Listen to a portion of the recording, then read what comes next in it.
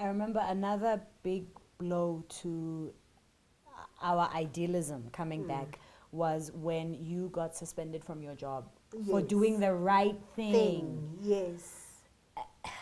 I think coming back and knowing, you know, how excited you were at being here, at being a part of, you know, the South Africa rebuilding itself and this transformation process, and then for you to get suspended from work because your boss was corrupt. You know, I mean, you were later vindicated. You know, it was paid leave. They later paid your expenses and, you know, legal and expenses and legal everything. expenses, and you were completely vindicated. But that was a slap in the face. That is also something that needs to be talked about in South Africa, because since then when I was suspended, I really hated working for government in South Africa, I'll say that. And that's what led to when you had an opportunity for me to work for you, Yeah. I just jumped on it and But I'm dumped very everything. grateful. But I'll I'm tell you grateful why. that you worked for government. I'll because tell you it why. put us through school. Yeah. It gave us I know, stability. I know. You know, It and paid my bond and you and helped everything. a lot of people. Yes, Yeah. yes. Yeah, I was working in the housing sector.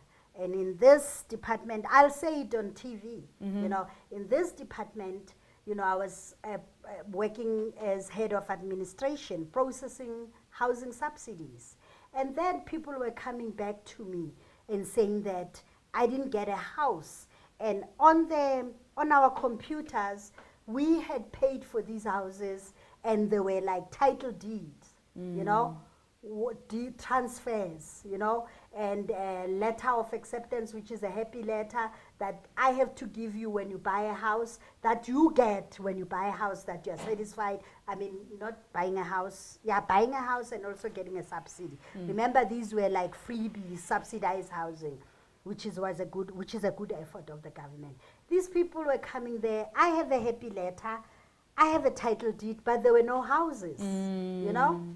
And then I would say, no, man, it's unbelievable. There were a lot of people in the East Rand, in the Vaal area, here in Soweto, in Naledi, and it's the same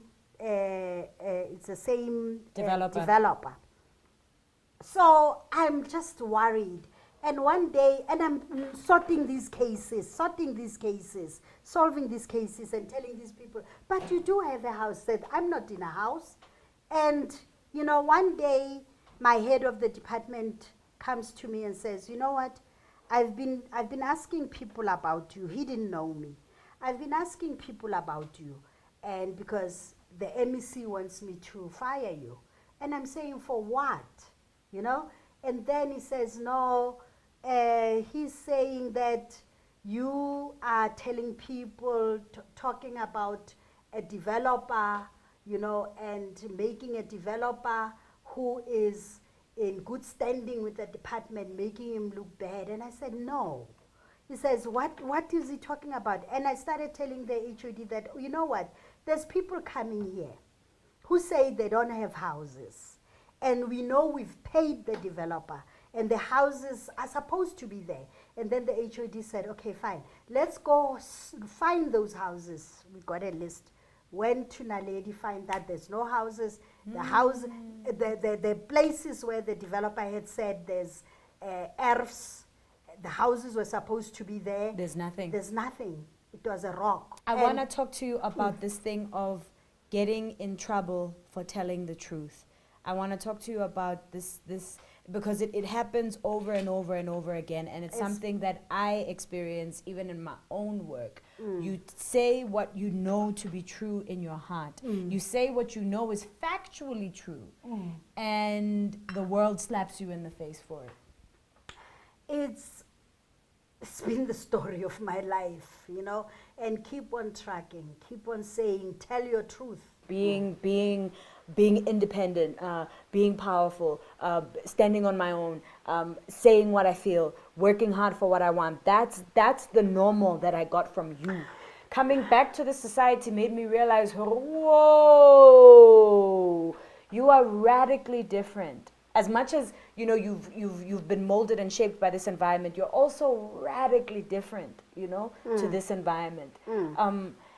What is your message to to the women of South Africa, to the women who are going to watch this documentary? Don't care what anybody thinks, you know. You are, there's something that I was saying that you can look at me with your myopic eye, you know. I don't care, you know. You are justified, you know, if you haven't evolved enough To to understand. understand me. That's your You story. are, that's your story. You are allowed. Anybody who doesn't understand me, you know, they are not as evolved as I am. Evolved also in code. Their consciousness is not raised, you know, high enough to understand where I'm coming from. So if you want to look at me through your eyes that are down here, you know, at the level of evolution, for human beings, not only for women, so be it. I'll keep on tracking. And I know I'm on the right course. I'm not going to have heart attacks or headaches or whatever about what you think of me. Yes, you're allowed to, you know. As time goes on, you yourself or your children will tell you that, hey, you know, your ideas are back there. You know, they're there in the 50s or in the 1800s. It's not me that's going to tell you. As long as I'm happy with myself, you know the opposition I'm getting even from family, you know, for my decisions or my choices. And I don't regret. I would make them again and again.